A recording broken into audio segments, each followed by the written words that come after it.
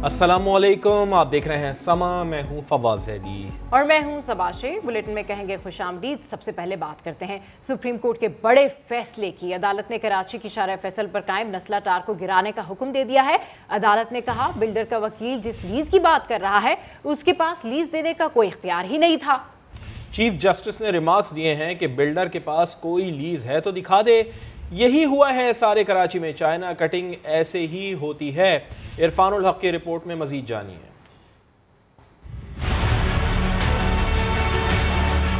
कराची की शारे फैसल पर वाक़े नस्ला टावर का कोई एक हिस्सा नहीं, मुकम्मल तौर पर गिराना होगा। सुप्रीम कोर्ट ने नर्सरी पुल के पास वाक़े नस्ला टावर के बिल्डर की नजरसानी दरखास्त मुस्तरद कर दी।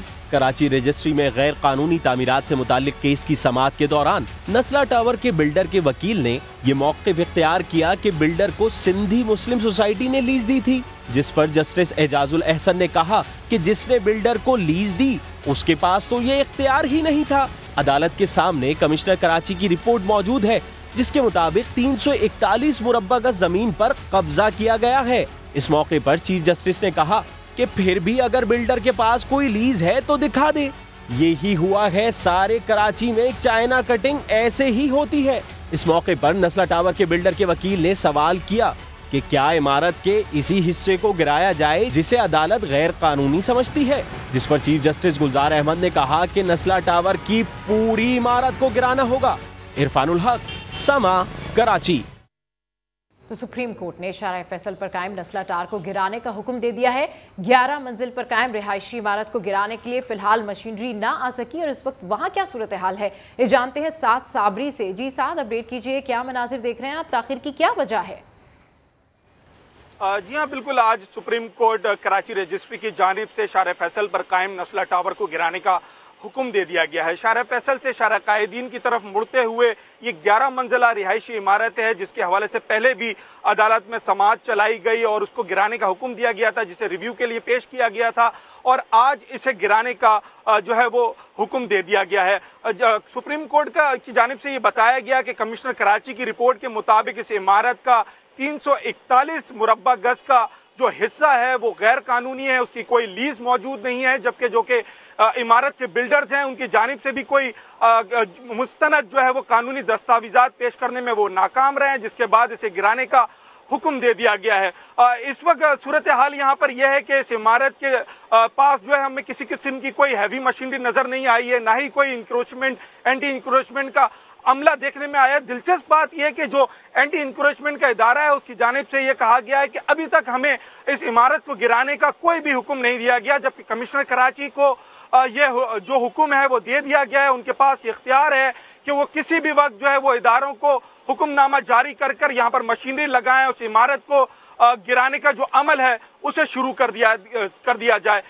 इस वक्त यहाँ पर जो फैमिलीज हैं हमने उनका आना जाना देखा कि वो इमारत के अंदर जो है वो आती जाती हैं, पर ताहाल यहाँ पर किसी भी किस्म की कोई इमारत गिराने की जो एक्टिविटी है वो देखने में नहीं आई है। जी, अपडेट्स के लिए शुक्रिया साद। अदालत के हुक्म पर कराची राशिद मिन्हास रोड पर गैर कानूनी तामीरात के खिलाफ ऑपरेशन दूसरे दिन भी जारी है। अलादीन पार्क से मुतसिल शॉपिंग मॉल और पवेलियन एंड क्लब को गिराया जा रहा है। खुर्शीद आलम की रिपोर्ट।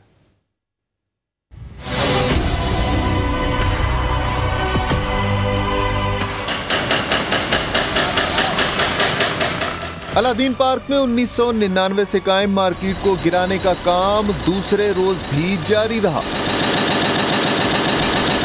इंसदाद तजावुजात अमले की टीमें हैवी मशीनरी के साथ ऑपरेशन में मसरूफ रहीं।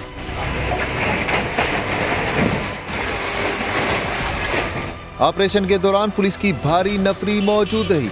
मुतासरा दुकानदार अपना सामान निकालते नजर आए। तकरीबन 3 से 4 दिन तो देने चाहिए थे ना कि हाँ भैया 3 से 4 दिन अपना माल निकाल लें, क्योंकि पता तो था नहीं है। दुकान था कपड़ों की, बैक पर्स की, ठीक है, नोटिस वगैरह कुछ भी नहीं था। अचानक ये सारा जो तोड़ फोड़ है ये अचानक से, अब सामान सारा घर पर शिफ्ट किया है। हम लोग अपने घरों पे लेके जाएंगे माल, हमारे पास कोई घर नहीं है, कोई दुकान नहीं है, जिसके हम फ़ौरन हमें टाइम भी दिया जाता ना थोड़ा बहुत कि आपको 1 हफ्ता दिया जा रहा है, आप अपना दुकान खाली कर लें आराम से। केएमसी हुक्काम के मुताबिक अलादीन पार्क की 400 से जायद दुकानों को गिराने में 1 हफ्ते से ज्यादा वक्त लग सकता है। कैमरामैन फैसल आगाई और राशिद इशरत के साथ खुर्शीद आलम, समा, कराची। राशिद मिन्हास रोड पर नाजायज़ तामीरात को गिराने का काम कहां तक पहुंचा है, ये जान लेते हैं। अलादीन पार्क पर मौजूद हैं समग्र नुमाइंदे खुर्शीद आलम। खुर्शीद आलम, ये बताइएगा कि अब तक कितनी दुकानों को गिराया जा चुका है और जिन दुकानों को गिराया जा चुका है उन्हें मौका दिया गया कि वो अपना सामान यहाँ से निकाल लें? आज यहाँ गुज़िश्ता शाम से ही फवाद यहाँ पे दुकानदार अपना सामान निकालना शुरू कर चुके थे और आज भी ये अमल जारी है। आपको नज़र आ रहा हो कि बहुत सारा वो सामान है जो वो निकाल कर यहाँ रखा हुआ है, गाड़ी का इंतज़ार किया जा रहा है। और पस मंज़र में आपको दिखा रहे हैं कैमरामैन राशिद इशरत की गाड़ियाँ छोटी छोटी मौजूद हैं। दुकानदार अपना सामान निकाल रहे हैं और उनकी कोशिश यही है कि अपना सामान जल्द अज जल्द यहाँ से मुंतकिल कर दें। अब तक हमारे अंदाजे के मुताबिक 150 से ज़ायद दुकानदार अपना सामान यहाँ से निकाल चुके हैं, लेकिन ज़ाहिर है कि बहुत बड़ी मार्केट है, 400 से ज़्यादा यहाँ पे दुकानें हैं और उनमें कपड़े से लेकर ज्वेलरी, चप्पल, शीशे का आइटम और पर्स और दीगर तमाम चीज़ें मौजूद हैं। तो वो उसको निकालने में उन्हें टाइम लगेगा। बहुत शुक्रिया आपका खुर्शीद आलम।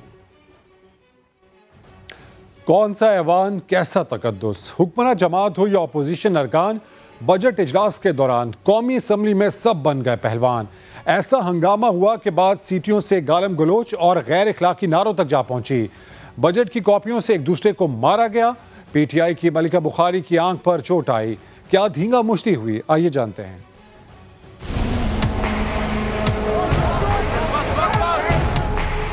मुकद्दस ऐवान में बदतहजीबी की हदें पार, शोर शराबा, धक्कम पेल, सीटियां, गालियां और चीखो पुकार। झींगा मुश्ती और हल्लड़बाजी की बदतरीन मिसाल कायम की गई कौमी असम्बली के पोस्ट बजट इजलास में। क्या हुकूमती, क्या अपोजिशन अरकान सब आपे से बाहर नजर आए। पीटीआई के अली नवाज अवान और लीगी एमएनए रोहेल असगर के दरमियान झगड़ा हुआ। जिस तरह दुश्मन की फौजें एक दूसरे पर गोला बारी करती हैं, ऐसे बजट की कॉपियां फेंकी गईं।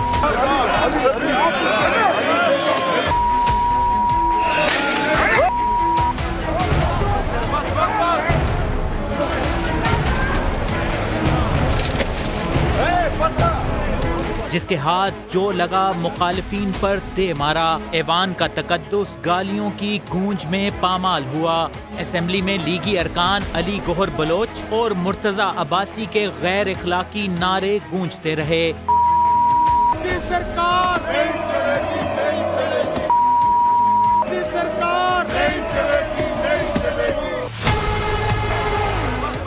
शहबाज शरीफ को लीगी अरकान ने हिसार में लिया, मगर फिर भी हुकूमती अरकान का निशाना ठीक ठीक जा लगा।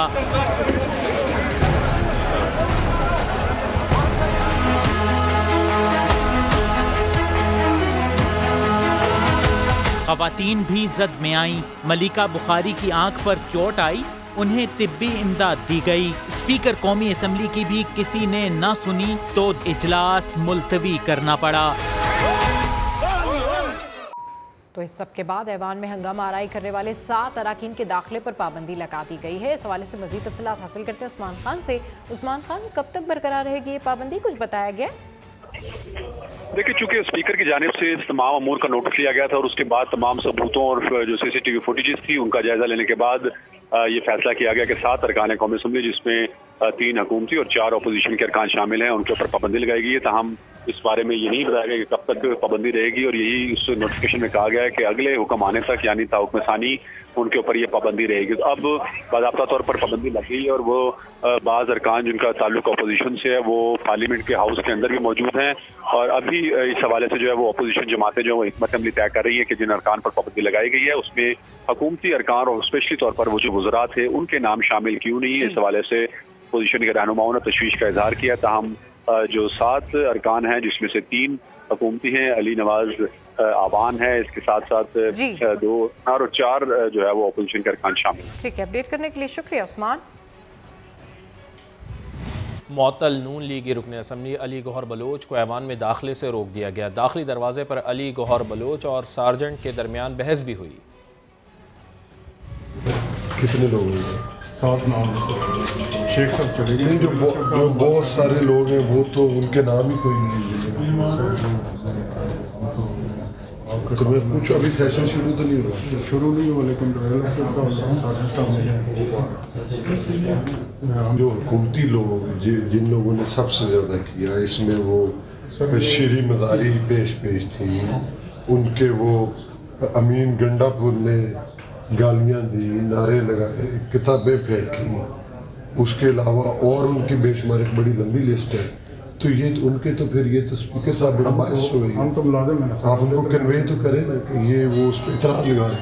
अदरवाइज अगर वो सही लोगों के नाम नहीं डालेंगे तो फिर हम हाउस के अंदर इजलास में जाएंगे, ये मैं वार्न कर रहा हूं। कौमी असम्बली के कशीदा माहौल के पेश नज़र chairman Peoples Party Bilawal Bhutto Zardari ने वफ्द के हमरा अपोजिशन लीडर शहबाज शरीफ से मुलाकात की है। गुज़िश्ता रोज़ होने वाली हंगामा आराई पर तबादला ख्याल किया गया है। इस मुलाकात की मुकम्मल तफसीलात जानते हैं समा के नुमाइंदे उस्मान खान से। जी उस्मान, अपडेट कीजिए। बिलावल भुट्टो की शहबाज शरीफ से उनके चैम्बर में मुलाकात हुई है। इंतहाई अहम ये मुलाकात है। कौमी असम्बली में होने वाली हंगामा आराई पर तबादला ख्याल किया गया, जबकि शहबाज शरीफ से इजहार एकजहती के लिए आया हूँ, ऐसा कहना है बिलावल भुट्टो का। मुलाकात में मजीद क्या कुछ हुआ जानते हैं उस्मान खान से। जी उस्मान, अपडेट कीजिए। जी बिल्कुल, चूंकि मुलाकात हुई थी पाकिस्तान पीपल्स पार्टी के चेयरमैन बिलावल जरदारी की, वो आए थे अपोजिशन लीडर के चैम्बर में और उसकी हिकमत अमली तय गई और उसके बाद जो मीडिया टॉक हुई है उसमें ये कहा गया है कि वज़ीर आज़म वज़रा को बच्चों की तरह हिदायत दे रहे हैं और हम संजीदा सियासतदान हैं। और शहबाज शरीफ का कहना था कि वो पार्लियामान की तारीख में कल जो हुआ वो सियासी दिन था, उसकी जिसकी मजम्मत की जाए कम है। और इस हवाले से बिलावल भुट्टो ने भी कहा कि तारीख में हुकूमती बेंचेस जो हमारे फैसले करते हैं इस किस्म का रवैया रखते हैं। शहबाज शरीफ से यकजहती दिखाने आया हूँ और उनका ये भी कहना था कि पीपल्स पार्टी और नून लीग मिलकर मनसूबाबंदी करेंगे और कौमी असम्बली में कायदे इख्तिलाफ को अगर तकरीर नहीं करने दी गई। वज़ीर आज़म इस मुल्क को चलाने में दिलचस्पी नहीं ले रहे और हुकूमत का जो रवैया होगा अपोजिशन ने भी फैसला किया है कि उसी अंदाज में जो है वो लाएअमल अख्तियार किया जाए। ठीक है उस्मान, अपडेट करने के लिए शुक्रिया। इस मुलाकात में क्या कुछ हुआ आपको दिखाते हैं। पार्लियामान में ये पार्लियामान की तारीख का एक स्याह दिन था। इससे ज़्यादा तूफ़ान बदतमीज़ी और इससे ज़्यादा गलीज़ गालियाँ और गाली गलोच अपना ज़ुबान शर्मा जाए कोई एक लफ्ज़ मिलाने के लिए उसको जितना भी कंडेम किया जा सकता करना चाहिए हमने किया है। वज़ीर आज़म साहब ऑब्वियसली इस मुल्क को, इस मुल्क की मीशत को चलाना, इस मुल्क की सियासत को चलाना, इस मुल्क की हुकूमत को चलाने में कोई दिलचस्पी नहीं ले रहा। शायद ये काम उसकी जिम्मेदारी नहीं है, तो वो बच्चों की तरह अपना मिनिस्टर्स को हिदायत दे रहे हैं। अगर बजट बुक ऑपोजिशन की वज़ीर कायदे हिज़्ब इख्तिलाफ की तरफ फेंकेंगे तो इन वज़ीरों का हैसियत क्या रहेगा अवाम के सामने, दुनिया के सामने। हम जमहूरियत के लिए और पार्लियामान की बालादस्ती के लिए समझते हैं कि अगर अपोजिशन की तरफ से इस पर कोई रिएक्शन नहीं होगा तो ये जमहूरियत के लिए बुरा होगा। कौमी असम्बली में हंगामा आराई के बाद हुकूमती और अपोजिशन रहनुमाओं में लफ्जी गोलाबारी जारी है। जरताज गुल का कहना है कि मुस्लिम लीग नून की गुंडागर्दी से खवातीन अरकान महफूज नहीं। पार्लियामेंट का तकद्दुस पामाल करने वालों की रुकनियत मुअत्तल करने का मुतालबा भी कर दिया। फारूक हबीब का कहना है कि सियासत में गुल्लू क्रैसी मतवाली क़यादत ने मुतारिफ करवाई।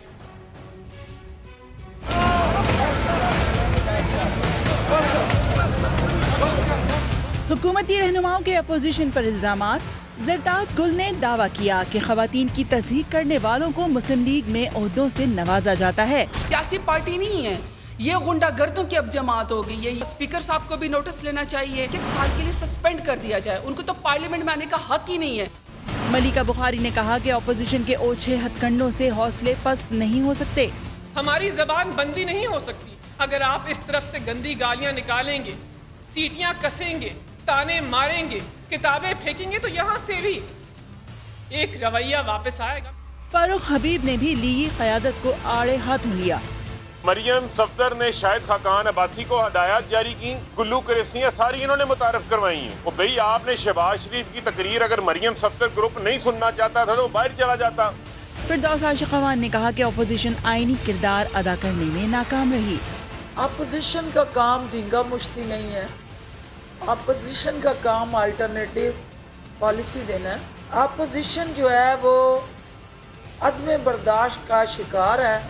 शहबाज गिल का कहना था कि पार्लियामेंट के ठेकेदारों ने खवातीन के लिए शर्मनाक अल्फाज इस्तेमाल किए। हुल्लड़बाजी और गुंडागर्दी नून लीग का वतीरा रहा है। हुकूमती अरकान तो नून लीग पर उंगलियां उठा रहे हैं, लेकिन लीगी रहनुमा कहते हैं कि कौमी असम्बली में कल जो कुछ हुआ उसमें हमारा कोई किरदार नहीं। वजाहती प्रेस कॉन्फ्रेंस में एहसन इकबाल ने वजीर आज़म पर इल्ज़ाम लगा दिया, कहा एक शख्स ने पूरा मुल्क यरगमाल बना रखा है। शाहिद खाकान अब्बासी बोले, मलाइका बुखारी को किताब अपने वजीरों ने मारी, वही उनसे माफ़ी मांगे। इस्लामाबाद से देखिए उस्मान खान की रिपोर्ट। पार्लियामेंट में हुल्लड़बाजी और किताबी जंग किसके कहने पर हुई? हुकूमती पार्टी के इल्जामात के बाद नून लीग का जवाबी वार। इस्लामाबाद में प्रेस कॉन्फ्रेंस के दौरान एहसन इकबाल ने सारा मलबा वजीर आजम पर डाल दिया। कल का ऑपरेशन इमरान नियाजी साहब की बराह रास्त हदायत और निगरानी पर हुआ है। सुना यह है कि स्पीकर की तलबी ये हुई है कि जब हमारे वुज़रा हुल्लड़बाजी कर रहे थे तो तुमने असेंबली का इजलास एडजर्न क्यों किया? शाहिद खाकान अब्बासी का कहना था कि शहबाज शरीफ पूरी अपोजिशन के नुमाइंदे थे जिन्हें तकरीर से रोकने की कोशिश की गई। स्पीकर साहब किसी के खिलाफ कार्रवाई नहीं कर सकेंगे। वो कार्रवाई करेंगे तो उन चंद बेगुनाह मेंबरान के खिलाफ करेंगे जिनको कुर्बानी का बकरा बनाया जाएगा। ये जो खातून है मलाइका बुखारी, वीडियो मौजूद है कि अपने ही वज़रान और साथियों ने किताब मारकर जख्मी की, मैंने नहीं मारी है। साबिक वजीर आजम ने चीनी स्कैंडल में FIA की जानिब से शहबाज शरीफ को नोटिस अपोजिशन की आवाज दबाने का हरबा करार दिया। कहा वो किसी शुगर मिल के शेयर होल्डर हैं, ना डायरेक्टर। कायदे हिज़्ब इख्तलाफ का चीनी की कीमतों से कोई लेना देना नहीं। उस्मान खान, समा, इस्लामाबाद। मुंह फुलाकर विफाक पर तनकीद और सीना फुलाकर अपने काम की तारीफ। जाले वज़ीर आला का कराची में तरक्याती काम शारा फैसल से शुरू होता है और शारा फैसल पर ही खत्म हो जाता है। फिर भी तंजिया कहते हैं कि हमें कहा जाता है काम नहीं करते। बोले काम किया होता तो क्या होगा। वज़ीर आला के इस चौड़ेपन पर बेचारा कराची सिर्फ आहें भर सकता है।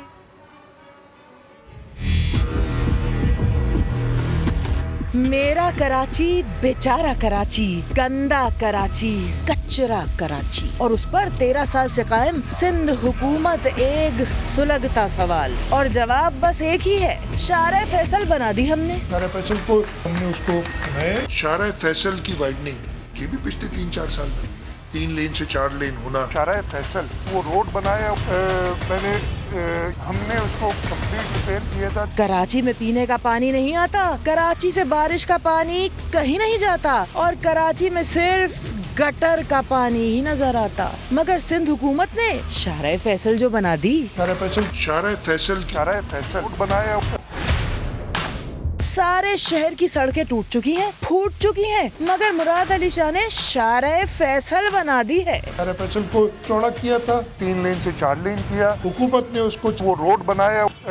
मैंने बाकी शहर का ट्रांसपोर्ट बदहाल है, मगर शारा फैसल वो रोड बनाया। सिंध हुकूमत का बजट शारा फैसल से शुरू होता है, शारा फैसल पे खत्म हो जाता है। शारा फैसल की वाइडनिंग ये भी पिछले 3-4 साल में 3 लेन से 4 लेन होना। शारा फैसल वो रोड बनाया, हमने उसको कंप्लीट रिपेयर किया था। क्या शारा फैसल सगी सड़क है और बाकी सौतेली सड़कें हैं?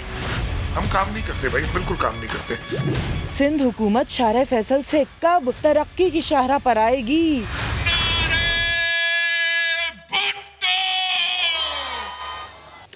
सियाने कहते हैं सियासत में इतना आगे ना जाओ कि वापसी का रास्ता ही ना बचे। अब वज़ीर आला सिंध को ही ले लीजिए। सूबे के कप्तान 13 साल से मुंशी भी हैं, मगर हर बार प्रेस कॉन्फ्रेंस में मुख्तलिफ आदाद व शुमार बताते हैं। आज तो हद ही कर दी, विफाक पर तनकीद और अपने गुन गाने के चक्कर में सूबे का बजट हजारों खरब का बना दिया।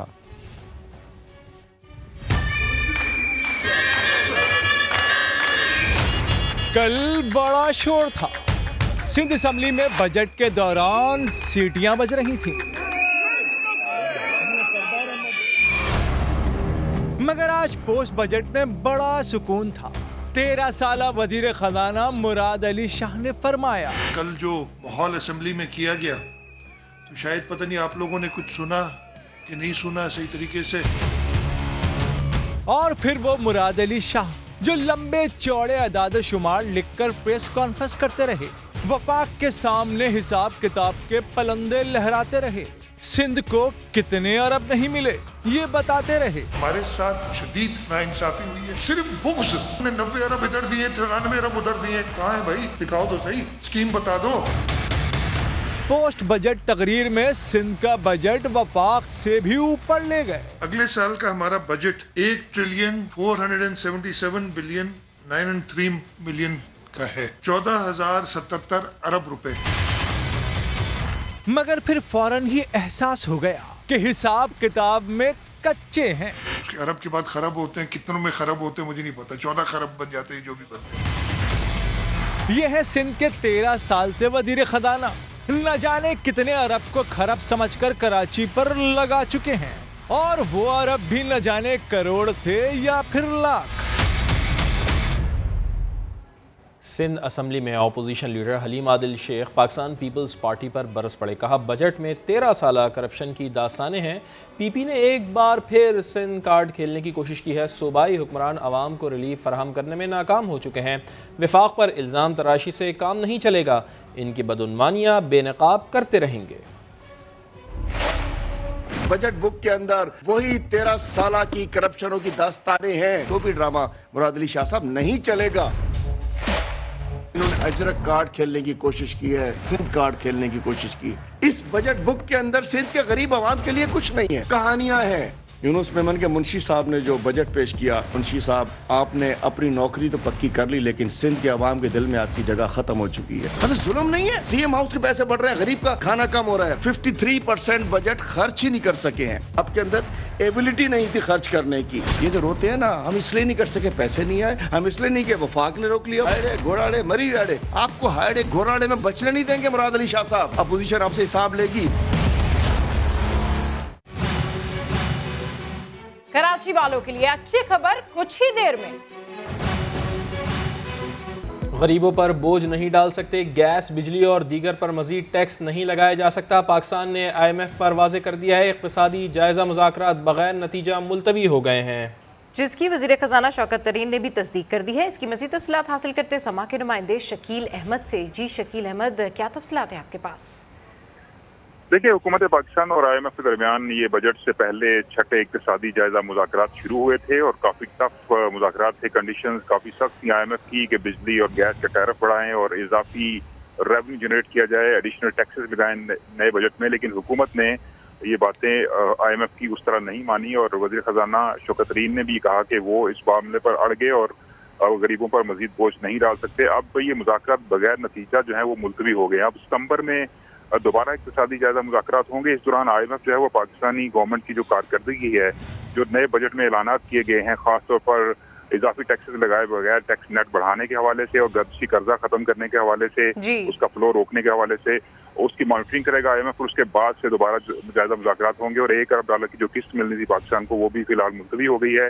दोबारा छठे और सातवां जायजा जब मुकम्मल होगा तो फिर पाकिस्तान को अगली किस्त मिलने का इम्कान है। ठीक है, अपडेट करने के लिए शुक्रिया शकील अहमद।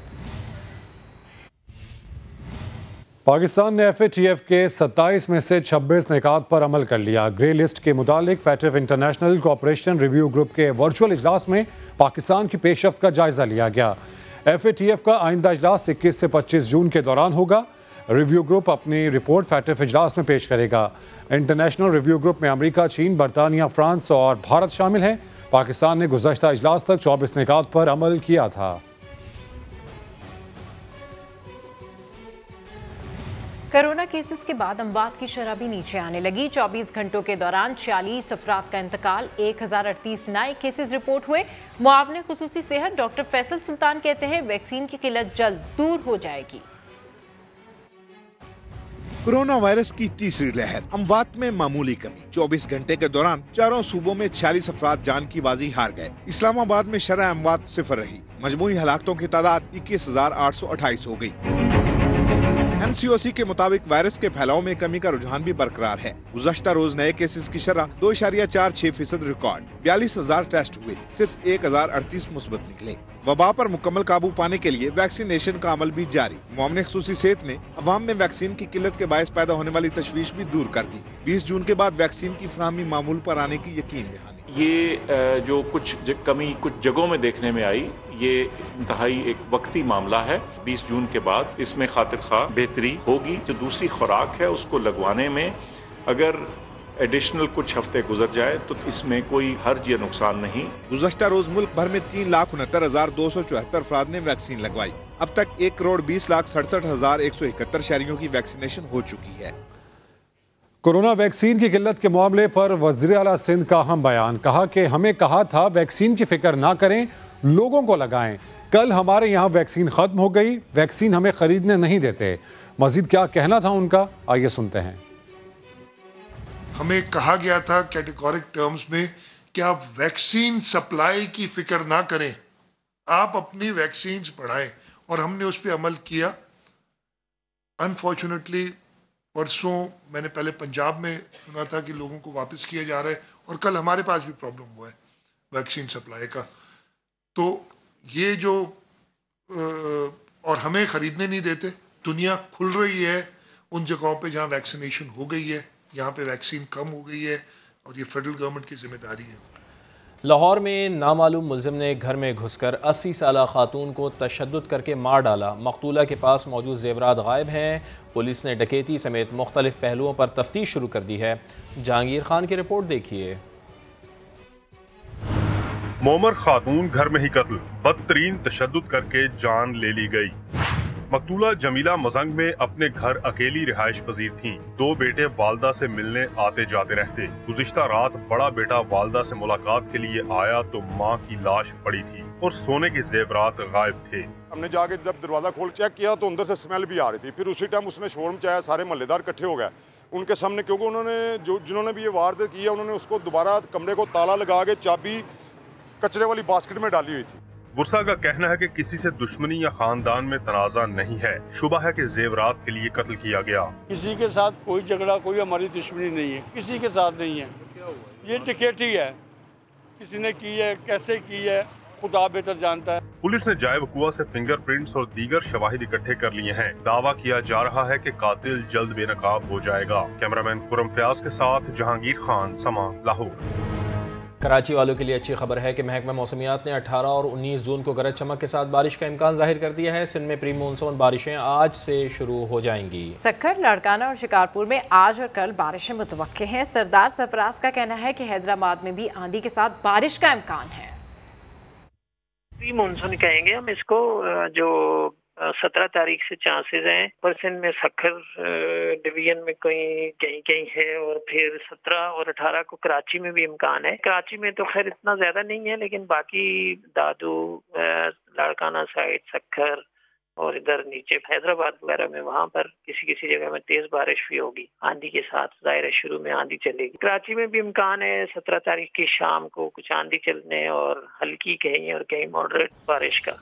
उधर जेकबाबाद की तहसील गढ़ी खैरू में बेगारी कैनाल में 80 फुट चौड़ा शगाफ पड़ गया। सैकड़ों एकड़ ज़मीन पानी की जद में आ गई। कब्रिस्तान में भी पानी दाखिल हो गया। बिजली के पोल गिर गए हैं। देहातियों का कहना है कि इत्तला के बावजूद महकमा आबपाशी का अमला नहीं पहुंचा।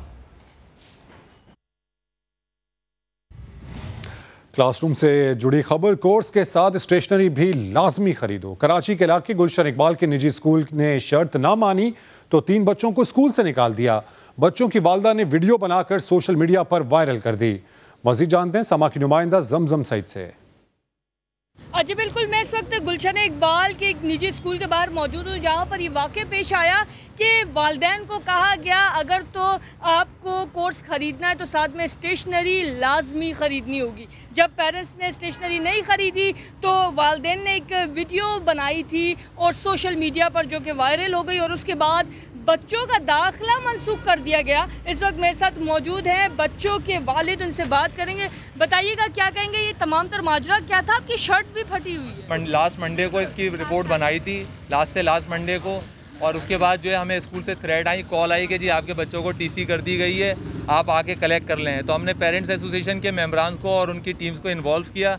तो उन्होंने आज का टाइम लेके यहाँ पर हम आए हैं, लेकिन हमें आने के बाद पेरेंट के तौर पे हम जैसे ही अंदर गए तो पीछे ताला लगा के हमें अंदर बंद कर दिया, और पेरेंट एसोसिएशन के सारे मेम्बरान और लॉयर सब बाहर रहे। ये तकरीबन 1 से 1.5 घंटे 2 घंटे हम लोगों को बंद रखा गया है, और हमसे कोई बात किसी किस्म की नहीं की गई। पर हमने 15 पे कॉल करके पुलिस को भी बुलाया। पुलिस के SHO वगैरह भी आए, लेकिन हमें कोई किसी किस्म की हमसे कोई बात नहीं हुई। पुलिस जो है, मेरे कैमरामैन यहाँ से दिखाएंगे, शायद बलोच पुलिस जाती हुई दिखाई दे रही है। जब पुलिस से हमने बात करने की कोशिश की थी अब से कुछ देर कबल, तो पुलिस ने भी जो है वो मना कर दिया कैमरे के सामने आने से। और ये रहा स्कूल, और जब हमने स्कूल इंतज़ामिया से बात की तो उन्होंने भी किसी किस्म का कोई जवाब नहीं दिया। लाहौर के इलाके शादरा में स्पोर्ट्स कॉम्प्लेक्स 4 साल बाद भी तामीर ना हो सका। जगह जगह गंदगी के ढेर लगे हैं। खिलाड़ी सवाल कर रहे हैं कि आखिर स्पोर्ट्स कॉम्प्लेक्स का काम कब मुकम्मल होगा।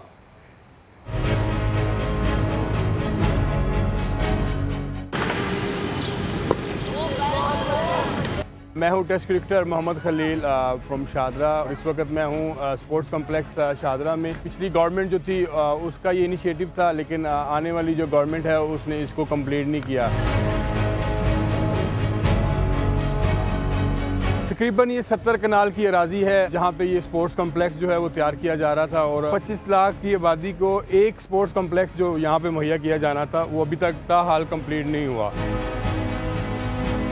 छोटे छोटे बच्चे यहाँ पे खेल रहे हैं। जब यहाँ पे एक प्रॉपर एनवायरनमेंट मिलेगा तो इन बच्चों से भी कोई ना कोई स्टार जो है वो पाकिस्तान को प्रोड्यूस हो सकता है। इसको सियासत की नज़र ना किया जाए, क्योंकि जितनी भी एक्टिविटीज़ हैं वहाँ से आपको एक हेल्दी आपको माशरा मिलता है। मेरी गुजारिश है गवर्नमेंट से और LDA के हुकाम से कि इस स्पोर्ट्स कॉम्प्लेक्स को जितनी जल्दी कंप्लीट करें, ताकि ये जो 25 लाख की आबादी जो है शादरा की, ये इससे अफादियत उठाए। बुलेटिन से फिलहाल इतना ही। एक ब्रेक के बाद हाजिर होंगे हेडलाइंस के साथ। देखते रहिए समा।